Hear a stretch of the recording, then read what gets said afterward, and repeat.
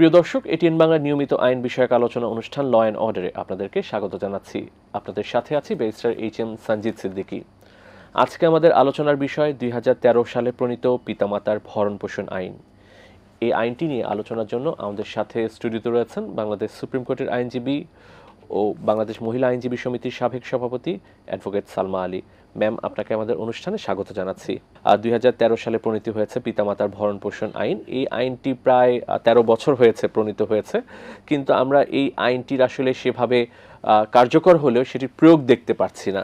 এবং আমরা কিন্তু এখনও শুনছি যে অনেক পিতামাতাকে বৃদ্ধাশ্রমে রাখা হচ্ছে, বা তাদের যে সন্তানরা তাদেরকে ভরণ পোষণ দিচ্ছেন না। এটির কারণ কি? প্রথমেই আমাদের কিন্তু আইনটা প্রতিরোধমূলক আইন, প্রতিরোধ, কারণ এটা অ্যাড্রেস করা যে এই কাজটা করতে হবে, মানে দিতে হবে বা আমাকে। যদিও আমাদের কিন্তু মুসলিম পারিবারিক আইন, হিন্দু আইনে প্রত্যেকে কিন্তু পরিষ্কারভাবে পিতামাতারকে ছেলে মেয়েদের দায়িত্বগুলা পরিষ্কার করে দেওয়া আছে। তারপরে কিন্তু আমরা দেখছি এখন এই যে বিশেষ করে বেশ কিছুদিন থেকে যে এই যে নিজেরা আলাদা করে থাকবে, ঢাকা শহরে চলে আসতেছে বাবা মাকে ছেড়ে গ্রামের থেকে, তারপরে এসে ছোট একটা বাড়িতে নিচ্ছে, সেখানে পিতামাতারা বিভিন্নভাবে তারা কিন্তু নির্যাতনের শিকারও হচ্ছে, মানসিক নির্যাতন এবং অর্থনৈতিক নির্যাতন, অন্যান্য বিষয়গুলো আছে। এবং তার সঙ্গেও কিন্তু যে আমরা যেটা দেখি যে তার যেটা বাবা মার একটা পর্যায়ে যে ছেলেমেয়েরা তাদেরকে দেখবে, এটা করবে, সেই বিষয়টা কিন্তু এটা ছিল আমাদের বলো যৌথ পরিবার যখন ছিল তখন কিন্তু আমরা যে আমাদের ছোটবেলাটা আমরা যেরকম দেখে আসছি, এখন কিন্তু সেটা নেই। পিতামাতা সন্তানরা একসঙ্গে থাকতো এবং সম্মানটা, মানে বাড়ির দাদি এবং নানি, মানে তাদের কথা মতন কিন্তু পুরা চলতো।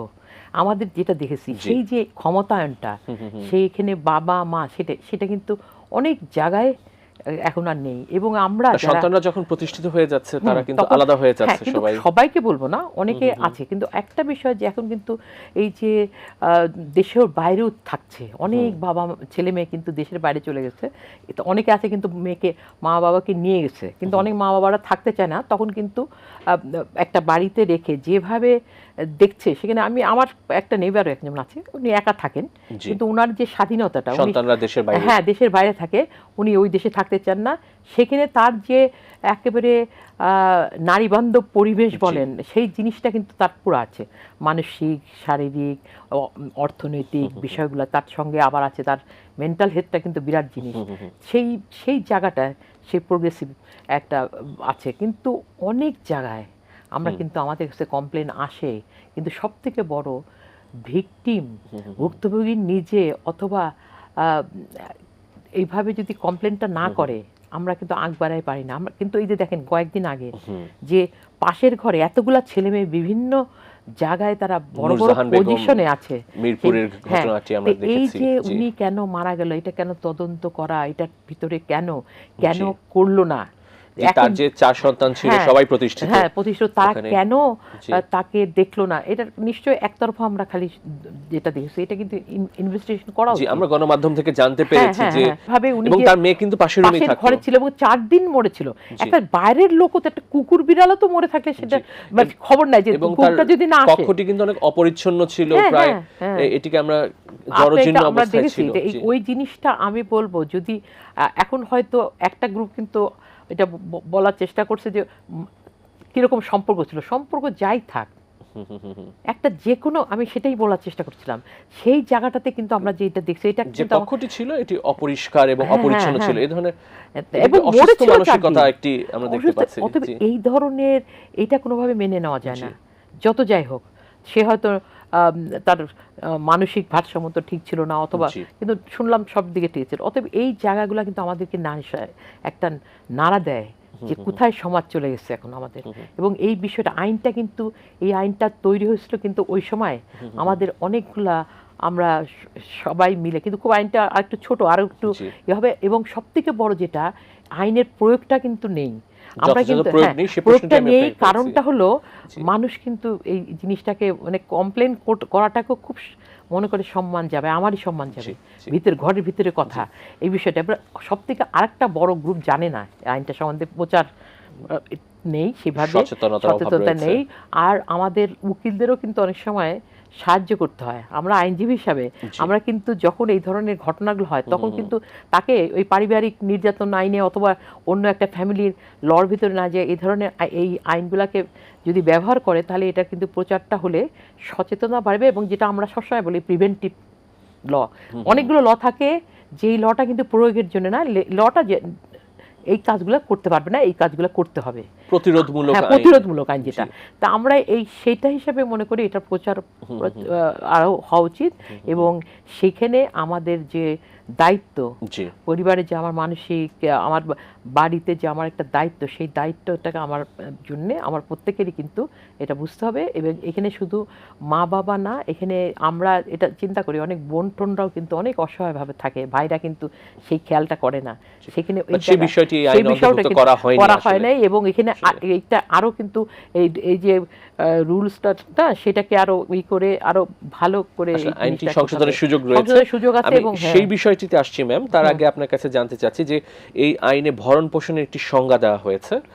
ভরণ পোষণ বলতে আসলে কি বোঝানো হয়েছে? না, ভরণ পোষণ আমরা যেটা বুঝি যে একটা বাবা মাকে যেমন স্পেসিফিক আমি যদি বলি খাওয়া দাওয়া বা চিকিৎসা, তাকে একটা ভালো পরিবেশে রাখা, বাসস্থান, এই বিষয়গুলো তো কমন একটা যেটা আমাদের সেটা তো দিবেই, তার বাইরে তার একটা বিনোদনের ব্যবস্থা, তাকে সময় দেওয়া, তাকে ওই বিষয়গুলা সবকিছুই কিন্তু পরে একটা ভরণ পোষণের। যেমন আমরা কিন্তু ভরণ পোষণ বলতে আগে খালি বলতাম স্ত্রী এবং তার ছেলে মেয়েদের বিষয়ে ভরণ পোষণটা নিয়ে আলোচনা। বাবা মার ভরণ পোষণটা সেই জায়গাটা কিন্তু আমরা কোনো সময় মনে করছি এটা তো ফ্যামিলি, যৌথ ফ্যামিলিতে থাকলে নাহলে, কিন্তু এটা যে এটাকে সেভাবে কিন্তু অ্যাড্রেস করা হয়েছে, স্বীকৃতি দেওয়া হয়েছে। এই জন্যই এটা আইনগতভাবে স্বীকৃতি দেওয়া হয়েছে, এবং এটাকে একটা যেটা কিন্তু প্রচারের মাধ্যমে এটা যাতে ঠিক মতন আমাদের পরিবারের একজন বৃদ্ধ যারা আছেন যাদের তাদেরকে পরিবারের সেইভাবে তাকে প্রত্যেকটা জায়গায় একটা পার্কে নিয়ে যাওয়াও কিন্তু একটা দায়িত্ব, তাকে তার কথা শোনা, তাকে তার মানে একটা যে বাড়িতে আমাদের বৃদ্ধ হয়ে গেলে প্রায় একাকিত্বের মধ্যে থাকে, এই একটা ছেলে যখন মেয়েটাকে সময় দিবে তার বাবা মাকে, তো এই যে এটা কিন্তু এখানে নাতি নাতনিদেরও কিন্তু একটা বিরাট বড় দায়িত্ব আছে। এবং বাড়িতে বাবা সবসময় নির্ভর করে তার ওয়াইফের পরে, এই জায়গাগুলো কিন্তু স্ত্রীর জায়গা ডেফিনেটলি আমরা যারা আমরা এতদিন ধরে আন্দোলন করছি সেই জায়গাটা মনে করি স্বামী স্ত্রীর সমতাটা যেরকম আছে সেই জায়গা করবে, কিন্তু সে শাশুড়ি শুধু শাশুড়িকে সঙ্গে কিরকম ব্যবহার করে এটা কিন্তু খালি স্ত্রীর দোষ না, বাবারও স্বামীরও কিন্তু দোষ থাকে। তার কিন্তু সে প্রথম থেকে যে একটা প্রোটেকশন বলয়, সুরক্ষা বলয়ের ভিতরে আমার মা বাবা শ্বশুর শাশুড়ি হতে পারে, খালি মা বাবা না, সেখানে তারা তাদের কোন কোন জায়গাগুলোতে আমাদের কতটুকু ছাড় দিতে হবে, এটা স্বামী স্ত্রীর ভিতরে একটা আন্ডারস্ট্যান্ডিং থাকতে হবে। তাহলেই কিন্তু তাদের বাচ্চারাও সেভাবে সম্মান করবে, সময় দিবে নানা নানিকে, দাদা দাদিকে। বিশেষ করে দাদা দাদিটাই বেশি নির্যাতনের শিকার হয় মানসিক। আর এখানে আমি আরেকটা যে এই যে অ্যাসোসিয়েশন যে আছে আমরাও কিন্তু একটু যে বিষয়গুলো নিয়ে কাজ করি, যারা বৃদ্ধ 65-এর উপরে যারা আছেন তাদের কোয়ালিশনগুলো কিন্তু এটা নিয়ে কিন্তু আরো কাজ করতে পারে। আমি প্রবীণ হিতৈষী সংঘ আছে, তারপরে আরো বাড়িধারা সোসাইটিতে আমরা একটা আমাদের আছে যারা বিভিন্ন সময় মিটিং টিটিং করি। কিন্তু এইটা যারা ওই বাড়িধারার মতন জায়গায় থাকে তাদের কিন্তু তারা নিজেরাই স্বাবলম্বী, যার জন্য তার ছেলে মেয়ে যদি ওরকম খবর না নেয় তারা কিন্তু আশেপাশে সাহায্য পায়, কিন্তু নার্স থাকে। কিন্তু সব থেকে বড় যেটা এই আমাদের কিন্তু এটা অ্যাড্রেস করা উচিত, এবং এই জায়গাগুলোতে কাজ করার জন্য সবারই কিন্তু এগিয়ে আসে। এবং এটা আমার মনে হয় প্রকল্পও থাকা উচিত, যেই মানে রেস্কিউ করার থেকে আরম্ভ করে তাদেরকে আমরা কোনো মতেই চাবো না যে একটা শেল্টার হোম, এই যে যারা এই যে শেল্টার হোমগুলো বানায়, ডেফিনেটলি শেল্টার হোমগুলো দরকার কোনো সময়।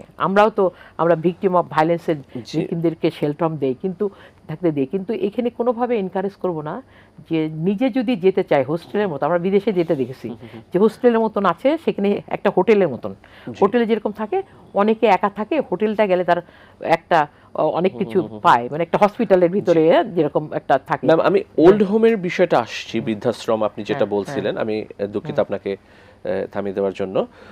তার আগে জানতে চাচ্ছি যে এই পিতামাতার যে ভরণ পোষণ আইনটি রয়েছে, এখানে কিছু সুনির্দিষ্ট দায়িত্ব রয়েছে সন্তানদের তার পিতামাতার প্রতি। এর মধ্যে বলা হয়েছে যে জোরপূর্বক বৃদ্ধাশ্রমে রাখা যাবে না, বা একাধিক যদি সন্তান থাকে তাদেরকে আলাপ আলোচনার মাধ্যমে নির্ধারণ করতে হবে। এই বিষয়গুলো সম্পর্কে যদি বলতেন, এবং এখানে কি আইনে কি কিছু বলা হয়েছে যে নির্দিষ্ট কোনো অর্থ পিতামাতাকে দিতে হবে প্রত্যেক মাসে বা বছরে, তারা যাতে তাদের একটা মানে তার অনুযায়ী ভরণ পোষণে তার সামর্থ্য অনুযায়ী, অর্থনৈতিক সামর্থ্য অনুযায়ী সেখানে একটা বাৎসরিক উপার্জনের দেখে সেখানে একটা অংশ পরিষ্কার করে বলা আছে, সুনির্দিষ্টভাবে বলা আছে, হ্যাঁ বলা আছে, সেটা দিতে হবে। এছাড়া স্পেসিফিক আরো যে অনেকগুলো, কারণ আমরা অনেকদিন একাধিক সন্তান থাকে, তখন বাবা মা কার সাথে থাকবেন, এই বিষয়টি কিভাবে নির্ধারিত হচ্ছে? এটা নিজেরাই নির্ধারণ করতে হবে, কিন্তু ভাগ করে দিতে হবে। এবং অনেক সময় বাবা মাও কিন্তু আলাদা রাখার কোনো সুযোগ নেই। বাবা মাও কিন্তু অনেক সময় চায় বড় ছেলেটার কাছে অথবা ছোট ছেলেটার কাছে থাকতে হবে। এবং আমরা এরকমও পেয়েছি, মেয়ে কিন্তু অনেক বেশি মেয়ের কাছেও কমফোর্ট থাকে, যখন কিন্তু মেয়ের ফ্যামিলিতে সিঙ্গেল মহিলা একটা যদি থাকে, এবং তার অনেক সময় তারা কিন্তু খুব কমফোর্ট ফিল করে মেয়ের কাছে। অতএব সব থেকে যে বাবা মা তারা ডিসিশন নেবে তারা কোথায় থাকতে চায়, এবং ছেলে মেয়েদের ভিতরে তারা নিজেরা কথা বলে সেই জিনিসটা। এটা কিন্তু একেবারেই কেসগুলো হয় না, কিন্তু যেমন কেস কিন্তু নেই, এটা একেবারে এইটাকে আমরা একেবারে পারিবারিক বলয়ের ভিতরে আছে আমরা দেখি। কিন্তু এই বিষয়টা আসতে হবে। কমপ্লেন করতে চায় না মানুষ, লজ্জায়, সম্মানের ভয়ে, এইটা সম্পর্ক নষ্ট হবে। এবং দোষটা কিন্তু তখন যখনই কেস করবে তখন মা বাপকে বলবে বাবা কেস করে ফেললো। এই যে অনেকগুলো বিষয় আছে, কিন্তু এই জন্য এটা প্রতিরোধমূলক, যেহেতু আমাদের সচেতনতার মাধ্যমে এই সরকারিভাবে আরো প্রচার প্রচারণা, এবং সরকার আমাদের অন্য দেশে আছে না, এই যে বেনিফিট গুলো পায় যে ওল্ড এজে, সেগুলো তো আমাদের নেই। অতএব এইখানে আমি সমাজ কল্যাণ মন্ত্রণালয় এবং মহিলা ও শিশু বিষয় মন্ত্রণালয় হতে পারে, এবং অন্যান্য মন্ত্রণালয়ের ভিতরে কিন্তু একটা ছোটখাটো একটা কোয়ালিশন করে, যেটা আমরা অন্যান্য আইনে হিউম্যান ট্রাফিকিং এর অথবা ডোমেস্টিক ভায়োলেন্স প্রিভেনশন প্রোটেকশন লয়ে কিন্তু যেখানে কিছু পদক্ষেপ সেটা নেওয়া উচিত কিন্তু আমি মনে করি। এবং এই ধরনের সচেতনতার জন্য বিভিন্নভাবে বিভিন্ন জায়গায়, এবং আমরা শুধু ঢাকা শহরকে যেমন দেখি সেটা একটা ভয়াবহ, কিন্তু গ্রামেও কিন্তু দিনের পর দিন খাওয়া দাওয়া পাচ্ছে না, কোনো কিছু পাচ্ছে না, এরকম কিন্তু অনেক ফ্যামিলি আছে, চিকিৎসা দেওয়া হচ্ছে না, কিন্তু তারপরেও ওইখানে তো একটা থাকে, আশেপাশের লোকজন তাদের একটা আত্মীয়স্বজন প্রতিবেশীরা থাকে, সেটা হয়তো তারা অনেক সাহায্য করে, দেখাশোনা করে। তারপরে শহরে একাকিত্ব, সচেতন আছে, শহরের ভিতরে এটা একটু বেশি, কিন্তু সচেতনতা তো ওদেরও নাই।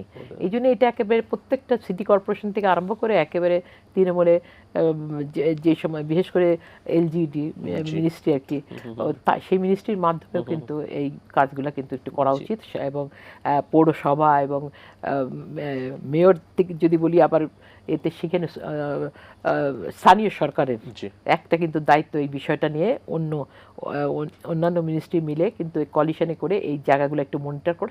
নতুন সরকার এসেছে, আমরা দেখতে চাই যে কিছু কিছু পদক্ষেপ নেওয়া হচ্ছে সেখানে, যেমন শিশুদের সুরক্ষার বিষয়গুলো আমরা যেরকম বলছি, সেখানে বয়স্ক লোকেরও কিন্তু এই সুরক্ষার বিষয়টা, তাদের এই যে আইনের প্রয়োগ, আইনের যে কারণে আইনটা তৈরি হয়েছে, সেই আইনের যাতে সঠিকভাবে প্রয়োগ এবং প্রচার হয়, এবং আইনের কিছু আরো কিন্তু একটু আমার মনে হয় 2-4টা কেস হলে কিন্তু তাহলে সংশোধনীগুলো এসে যেত, যদি আরো কেসগুলো, আর কেস করাই যে আমি নিশ্চয়ই বলবো না যে কেস বেশি হোক, কেস কিন্তু এইটা তো আসতে হবে। আমি সেই জায়গাটা আসছি, আইনটি কিন্তু ম্যাম আসলে একটি সুন্দর একটি আইন আসলে বলতে পারি। এটা যেমন পিউনিটিভ সেকশন আছে, যেমন যদি কেউ ভরণ পোষণ না দিয়ে থাকে 3 মাসের সাজার বিধান রয়েছে, 1 লক্ষ টাকা পর্যন্ত অর্থদণ্ডের বিধান রয়েছে। আবার আপনি যদি দেখেন যে পিতামাতার অবর্তমানে দাদা দাদি নানা নানিকেও কিন্তু ভরণ পোষণের বিষয় রাখা হয়েছে, অনেক গুরুত্বপূর্ণ বিধান রাখা হয়েছে, আইনটি আপোষযোগ্য, জামিনযোগ্য করা হয়েছে। কিন্তু দুর্বলতাগুলো কি কি আপনার মনে হয় এই আইনে রয়েছে? আমার মনে হয় সবথেকে বড়, আইনটা যতক্ষণ প্রয়োগ করবে, যখন কেসগুলো হবে, তখন কিন্তু অনেক কিছু আছে। কোর্টও কিন্তু, এই আইনে কি কোনো মামলা হয়েছে এই পর্যন্ত? 2-3টা হয়েছে। আমার তো জানা মতে 2টা মাত্র এসেছে, সেটা যখন নতুন আইনটা হয়েছিল। তারপর কিন্তু কেউ এর থেকে আরো বেশি, কারণ এই যে অ্যাক্টিভ একটা রেজাল্ট চাইতে, যদি চাই ভালো একটা রেজাল্ট চাই, তাহলে কিন্তু এই আইনে কিন্তু সেরকম ভাবে নেই ওরকম ভাবে। কিন্তু অ্যাকাউন্টেবিলিটি করা, মানে এটা একটা যে বাবা ছেলে মেয়েদের অ্যাকাউন্টেবিলিটি করার জন্য, যে না তুমি এরকম এটা এটা করেছো, তার জন্য কিন্তু এই ধরনের করা যায়। ইমিডিয়েট একটা কোনো এই ধরনের ঘটনা দেখলে কোর্ট কিন্তু, তারপরে তুমি অন্য লগ আমরা অ্যাড করলাম, সেটাই একটা। আর এইখানে আমার মনে হয় এটার ভিতরে একটু আমাদের বসা উচিত, পারিবারিক আইনের যেই জুডিশিয়ালি যে জাজ আছেন, তারপরে এই যে সিভিল কোর্টে যে আইনের যে বেশিরভাগই তো এটা সিভিল ল হিসাবে দেওয়া হয়েছে, সেখানে একে নিয়ে এই কিভাবে সমন্বয় করে এটা একটা ভালো অ্যাক্সেস টু জাস্টিসটা যেমন ইজি দরকার, সেরকম একটি স্পিডি ট্রায়াল তার ভিতরে, সেখানে কিন্তু আমাদের মেন যে উদ্দেশ্যটা যে হলো প্রতিরোধ মূলক আইন এটা একটা হবে, যে এটা করতে পারবে না, এটা একটা পানিশেবল অফেন্স, হ্যাঁ, এটা একটা শাস্তিযোগ্য অপরাধ, সেই জিনিসটা বোঝায়। এবং নৈতিকতা যদি বদিন এবং অন্যান্য বিষয়গুলো সামাজিক যে কতগুলা দায়িত্ব আছে সেই বিষয়গুলো নিয়ে সোসাইটির একটা ইয়ে, তো এই বিষয়গুলো মিলায় মানে আমি মনে করি যে আইনটা প্রয়োজনীয় কিছু সংশোধন দরকার। এবং এটা কেস হোক এটা আমরা চাই না, কিন্তু এইটা আইনটা থাকা মানেই আমি এই কাজগুলো করতে পারবো না, আমার এই ডিউটিগুলো মানতে হবে, তাই না? এইটা যেটা আমার এমনিও আছে, আমার ফ্যামিলি সামগ্রিকভাবে এটি বিষয়ে সচেতনতা তৈরি করা, সবাইকে জানানো, এবং এটি যে একটি দণ্ডনীয় অপরাধ ভরণ পোষণ না দেওয়া, সেই বিষয়টা উপলব্ধিতে আনতে হবে এবং সেটা মানতে হবে আর কি, সেটাই। এই আইনে একটি দুর্বলতা বা লিমিটেশন যদি আমি বলি, সেটা হচ্ছে যে পিতামাতা যিনি সংক্ষুব্ধ, তার লিখিত আবেদনের মাধ্যমে মামলাটি করতে হয়। এখন অনেক ক্ষেত্রে, যেটি আমি মিরপুরের যে ঘটনা, ইমেলও করা যায়, লিখিত আবেদন করতে হবে সংক্ষুব্ধ ব্যক্তি। এখন পিতামাতা যেমন আমরা মিরপুরের ঘটনাটি সাম্প্রতিক সময়ে যেটি বললাম যে ৭৫ বছরের নারী, তিনি একাকিত্বর ভাবে মৃত্যুবরণ করেছেন, তার পক্ষে তাহলে কে মামলা দায়ের করবেন?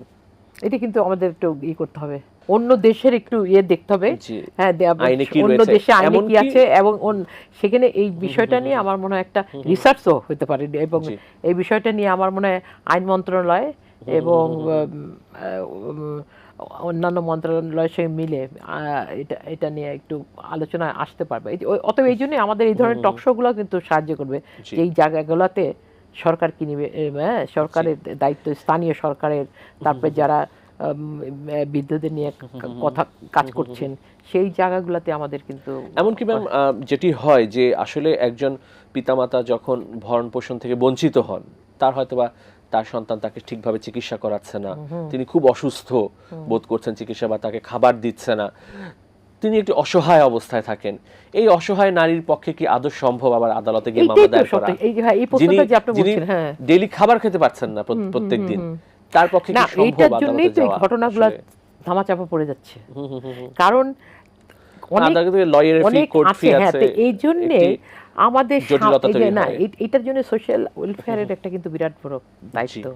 তারপরে আমাদের গভর্নমেন্টের কিছু দায়িত্ব, সরকারের কিন্তু কিছু দায়িত্ব আছে, যে ৩-৪টা মিনিস্ট্রি, তাদের কিন্তু বিশেষ করে যে এই ধরনের ওল্ড এজ যারা আছেন, এই ধরনের তাদেরকে একটু দেখভাল করা, তাদের খবর নেওয়া, সেইটা। এবং আমার কিন্তু, আমি একজন নেইবার হিসাবে আমার কিন্তু কিছু দায়িত্ব আছে। আমি যদি আশেপাশে হয়তো সেই ওয়েলফেয়ার মানে সেই মন্ত্রণালয়ের লোকজন কিছু জানলো না, কিন্তু আমি যদি জানি যে আমার পাশে এই ঘটনাটা ঘটছে, এরকম একটা দেখাশোনা করে না, আমরা মনে করি আমাকে নাক গলাচ্ছে। কিন্তু এই জন্য কিন্তু আমরা এখানে যে ঢাকা শহরে যেরকমভাবে আমরা থাকি, বড় বড় শহর সব জায়গায় এই অবস্থা, সেই জায়গার থেকে কিন্তু আমাদের, আমি এগুলো সোসাইটিগুলো, আমি যদি একটা উদাহরণ দিতে পারি, যে আমরা ওল্ড এজ নিয়ে যে করি, আমরা ধরে যদি বলি বনানী সোসাইটি অথবা ধানমন্ডিতে সোসাইটি, তারপরে বাড়িধারা সোসাইটি, এই সোসাইটি কিন্তু পারে এই ধরে, এবং এই যে প্রবীণ হিতৈষী সংঘর মতন যে সংগঠন আছে, তারা মিলে স্পেসিফিক ওই এলাকা ভিত্তিক কতজন এই ধরনের মানুষ আছেন, এবং তাদের ভিতরে কাদের এই ধরনের সাপোর্টগুলা প্রয়োজন হবে, লিগাল সাপোর্ট হতে পারে, অন্যান্য সাপোর্টগুলা, তাকে ডাক্তার দেখানো থেকে, এগুলো তো অধিকার। এগুলো কিন্তু এমনও যে এটা খালি ওই বাবা ছেলে মেয়েদের না, আমার সরকারও কিন্তু পৃথিবীতে সব জায়গায় একটা যে পাওয়ার, আমার হেলথের সার্ভিসগুলো পাওয়ার আমার অধিকার, চলাচলের অধিকার যেরকম আছে প্রত্যেকটা জায়গায়, সেই অধিকারটা কিন্তু আমার সরকার দিতে পারছে না সেখানে। তো এই জায়গায় এক্সেসগুলো কিন্তু সরকার এখন করতে পারে, সমন্বয় করে দেওয়া, যার প্রয়োজন তাকে একটু হেল্প করা, আর যার ছেলে মেয়ে আছে তাদেরকে প্রেশার দিয়ে ওই যে এটা আমি মানে ওইভাবে না, এমনভাবে যে এটা করা, এটা আমাকে একটা আইনের আওতায় না, বা একটি ন্যাশনাল হেল্পলাইন হ্যাঁ, করা যেতে পারে। এই যে এক্সেস টু আছে না, যে এক্সেসগুলো তো আমাদের যে আইনের যে ইয়েগুলা সেগুলো তো ঠিক মতন ব্যবহার হচ্ছে। আমরা কিন্তু একসময় অনেক কাজ করেছি এই বিষয়গুলো নিয়ে। এই যে হেল্পলাইনগুলোও যদি ঠিক মতন ওনারা জানেন যে কোথায় কি গেলে তার হেল্পটা পাবেন, ইমিডিয়েট সেটাও তো প্রচার প্রচারণা করতে পারে। এটা কিন্তু আমাদের মতন এই যে এই সোসাইটিগুলো কিন্তু করতে পারে যে আপনি যদি এটা হয়, আপনি এই একটা যে ফ্ল্যাট বাড়িতে থাকে আজকাল, ফ্ল্যাট ওনারদেরও কিন্তু এটা দায়িত্ব কিছু, যে তখন তাদেরকে ওনার কাছে এই নাম্বারগুলো দেওয়া দরকার, আপনি এখানে ফোন করবেন। তারপরে এটা এই যে আমাদের প্রত্যেকেই কিন্তু আমরা খালি আলোচনা করছি, কিন্তু আমি কি আমার দায়িত্ব পালন করছি? আমি কি আমার পাশের যে মানুষটা আছে তার কি প্রয়োজন আছে, সে আছেন কেমন আছেন, ওইটা আমি তার প্রাইভেসি নষ্ট করব না, কিন্তু তার কোনো কিছু প্রয়োজন আছে কিনা সেটা দেখার ব্যাপারে কিন্তু একটা এই নীতিমালাটা, এইটা যদি আমার মানসিকভাবে আমি প্রস্তুত থাকি, তাহলে কিন্তু আমার মনে হয় এই ছোটোর থেকে কিন্তু আমরা প্রেশার ক্রিয়েট করতে পারবো যে হলো কিভাবে কাজ করবে। অনেক আলোচনা কিন্তু হয়, এই যে অ্যাসোসিয়েশনরা যাদের প্রবীণ হিতৈষী নিয়ে কাজ করেন, তারা কিন্তু অনেক কিছু এই বিষয়গুলো বলেন, বিশেষ করে স্বাস্থ্য সেবাটার কথা, কিন্তু ওইটা ইমপ্লিমেন্ট হইতে আমরা দেখছি না। এই জায়গাটা আমার মনে হয়। আপনার কাছে আমার সর্বশেষ প্রশ্ন আজকে, যে আমরা যদি বৃদ্ধাশ্রমগুলোর দিকে তাকাই আমাদের দেশে, সেখানে যারা থাকছেন প্রবীণ বয়সীরা, তাদের প্রত্যেকেরই নিজস্ব একটি গল্প আছে। কেউ হয়তোবা কেন সেখানে আসছেন, কেউ হয়তোবা সন্তান একদমই খোঁজ খবর নিচ্ছেন না, বা কারো হয়তোবা সন্তানরা বাধ্য করেছে তাকে সেখানে যাওয়ার জন্য। সবারই নিজস্ব একটি মহিলা আইনজীবী সমিতির মেম্বার হিসেবে, মহিলা আইনজীবী সমিতিতে কাজ করে আমার কাছে কিন্তু অনেক মহিলা এরকম আসছেন, নিজস্ব তাদের একটি শেল্টার থাকার জন্য।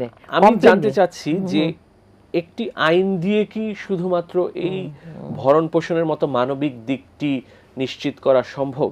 এখানে কি আসলে মানবিক দিক, আমাদের আচার আচরণ, ব্যবহার, এগুলো উন্নয়নের তো অবশ্যই প্রয়োজন আছে। আপনার মতামত জানতে চাচ্ছি। হ্যাঁ, দেখেন, আমি কিন্তু একদিক যদি চিন্তা করি, আমাদের বিদেশে যখন যাই, একটা 18 বছরের ছেলে মেয়ে তারা বাসার থেকে বের হয়ে চলে গেল মা বাবাকে ছেড়ে, সেখানে কিন্তু আমরা কিন্তু ওরকম, কিন্তু সরকার কিন্তু ওখান থেকে ওই প্রোটেকশনগুলো, ওই যে তার বেনিফিটস, তার পেনশন থেকে, এবং চাকরি না করলেও তার মানে অন্যান্য ভাবে এটা সরকার কিন্তু বহন করছে। আমি আমার দেশে ওভার ক্রাউডেড, আমাদের বয়স্ক ভাতা রয়েছে, হ্যাঁ, ওইটা মানে আরো সম্মান নষ্ট করা। তো এখন আমাদের প্রথম হলো জনতা রাষ্ট্রীয়ভাবে পেনশন থেকে আরম্ভ করে মনিটর করা, এই যে বয়সের একটা বয়সের যায় যে এই যে তাদের যে সার্ভিসগুলো দেওয়া, বেসিক ফ্রি কস্ট হয়তো দিচ্ছে, কিন্তু এক্সেস টু আপনি হেলথ কেয়ারের কি অবস্থা, ভয়াবহ অবস্থা, একটা ওভার ক্রাউড। এটা আমি খালি সরকারের দোষ দেবো না, এত ঢাকা শহরে সব চলে আসছে গ্রাম থেকে, সেখানে কিন্তু সার্ভিসগুলা মিনিমাম স্ট্যান্ডার্ড কেয়ার কিন্তু নেই। আপনি হসপিটালগুলা বলেন, তারপরে এই যে গভর্নমেন্টের যেটা হলো যে ওল্ড এজের একটা হেমন্তিকা একটা উত্তরায় এই ধরনের হোম কয়েকজন মিলে করেছিল, আমার ওখানে যাওয়ার সুযোগ হয়েছে, আমাদের বন্ধু বান্ধব দু একজন, অনেকে কিন্তু সুন্দরভাবে একেবারে হোস্টেলের মতো একটা রুম, হোটেল না থেকে ওইখানে থাকছেন হোটেলের মতন। আমি দেশের বাইরেও এরকম অনেক জায়গায়, থাইল্যান্ড সহ আরও অনেক জায়গায় আমি এরকম যাওয়ার সুযোগ হয়েছে। সেখানে কিন্তু নিজের স্বাধীনভাবে একটা, ওইটা ওল্ড এজ হোমও বলা যাবে না, এটা একটা হোস্টেল অথবা একটা হোটেল, যেখানে এই বয়সী মহিলারা থাকবে, তারা যাদের সেই ধরনের সামর্থ্য আছে, সেটা তো সুন্দর, সেটা কিন্তু সামর্থ্য অনুযায়ী তারা থাকছেন। ওইটাকে ওরা দেখছেন যে উনি নিজে একা বাড়িতে থাকার থেকে এখানে থাকলে, এখানে নার্স টার্স আছে, ওই সমস্ত আছে, সেখানে তারা কিন্তু নিজে পেমেন্ট করে থাকে। ওইটা ঠিক আছে, ব্যক্তিগত উদ্যোগে বা এনজিও দ্বারা পরিচালিত হয়, এগুলা তো আমরা ডেফিনেটলি এনকারেজ করব। আমাদের একটা বিষয় যেটা আমাদের সবথেকে, আমরা কিন্তু খুব লজ্জা পাই, আরে কেন যে গেল, ওর ফ্যামিলিতে গেছে, ওকে নিয়ে আলোচনা। আমি যদি নিজে স্বাধীনভাবে চলে আসতে চাই, এটাও কিন্তু আমি একজন সিনিয়র সিটিজেন হিসেবে আমার অধিকার, যে আমি থাকবো না আমার ছেলে মেয়ের কাছে, আমি আলাদাভাবে, আমাকে যদি বলেন জি আমাকে যদি আমার নাই একটা মেয়ের বাইরে, জি কিন্তু আমি কিন্তু ওইটাকে পছন্দ করতাম। যখন আমি এখন একা থাকি, জি লোকজন নিয়ে থাকতে পারি, ঠিক আছে, কিন্তু ওইখানে যেখানে হলো আমি একটা হোস্টেলের মতন সবকিছু ফ্যাসিলিটিস, একটা হোটেলের মতন, নট জি। হোস্টেল, হ্যাঁ, হোটেলের মতন, সেটা কিন্তু খুবই ভালো আমার মতে। ডাক্তার থাকছে, যদি সকল সুযোগ সুবিধা হ্যাঁ, সব সেখানে সুযোগ আছে, থাকে, কিন্তু পর্যাপ্ত সুযোগ কিন্তু সুবিধা থাকে। আমাদের মানুষরা ওইটাকে কিন্তু অন্য চোখে দেখে। জি, এখানে ওইটা থেকে ব্যস্ত, মানসিক আমার হ্যাঁ, চিন্তা মানসিকভাবে এটাকে পরিবর্তনের প্রয়োজন রয়েছে। ম্যাম, আপনাকে করতে অনেক হবে। ধন্যবাদ স্টুডিওতে এসে আমাদেরকে সময় দেওয়ার জন্য। আপনাকে ধন্যবাদ। প্রিয় দর্শক, আমরা অনুষ্ঠানের শেষ পর্যায়ে চলে এসেছি। আপনাদের মূল্যবান মতামত বা পরামর্শ আমাদের কাছে চিঠি লিখে জানাতে পারেন এই ঠিকানায়। পরিচালক, law and order, ATN Bangla, ওয়াসা ভবন, 2য় তলা, 98 কাজী নজরুল ইসলাম অ্যাভিনিউ, কারওয়ান বাজার, ঢাকা 1215। তাছাড়া ইমেইল করতে পারেন l.orderatn@gmail.com। আগামী পর্বে আইনের নতুন কোনো বিষয় নিয়ে নতুন কোনো অতিথির সাথে আপনাদের সামনে উপস্থিত হচ্ছি। সে পর্যন্ত ভালো থাকুন। খোদা হাফেজ।